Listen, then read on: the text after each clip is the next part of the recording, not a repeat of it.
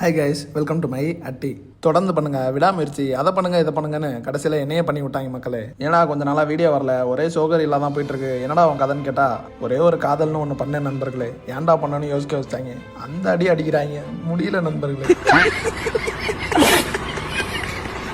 அதான் கொஞ்சம் மன உளைச்சல்ல போயிட்டேன். இப்போ ஓகேன்னு கேட்டால் இல்லை தான், அதிலே இருந்தால் நாசமாக போயிடுவேன்னு எனக்கே தெரிஞ்சிருச்சு. அதான் சரி பழைய மாதிரி அட்டி ஆரம்பிச்சாதான் வேலைக்கு ஆகணும். முடிவு எடுத்து 1 மாதம் ஆகுது, ஆனால் முடியல. நாளைக்குன்னு இன்னைக்கு தான் ஸ்டார்ட் பண்ணேன். அப்படி என்னடா உன் லவ்னு கேட்பீங்க. நானும் ஃபர்ஸ்ட் சொல்லலாம் தான் யோசிச்சேன், அப்புறம் வேணாம். நான் பாட்டுக்கு விளையாட்டா உண்மையை சொல்ல போய் நீங்க பாட்டுக்கு அது சீரியஸா படமா எடுத்து விட்டீங்கன்னு வைங்க. ஓஹோ சிக்கா ஒன்றும் இல்லை, அந்த பொண்ணுக்கு இன்னும் கொஞ்சம் நாளில் கல்யாணம் ஆக போகுது. சரி அவ்வளோதான், முடிஞ்சு. இதுக்கு மேலே நம்மளால பண்ண முடிஞ்சதெல்லாம்.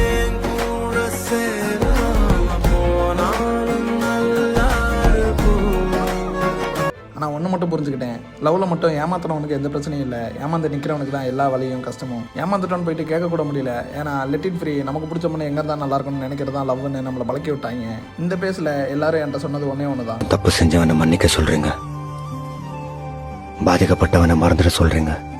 சரி அட்டியை முடிக்கிறதுக்கு முன்னாடி ஒரே ஒரு டயலாக் ஒன்று யோசிச்சேன், அதை சொல்லிட்டு முடிச்சிடுறேன். கீழே விழுந்த இடம் வேணா புதுசாக இருக்கலாம், விழுறது எனக்கு ஒன்றும் புதுசு இல்லை. இரு மார்க்கை விடு.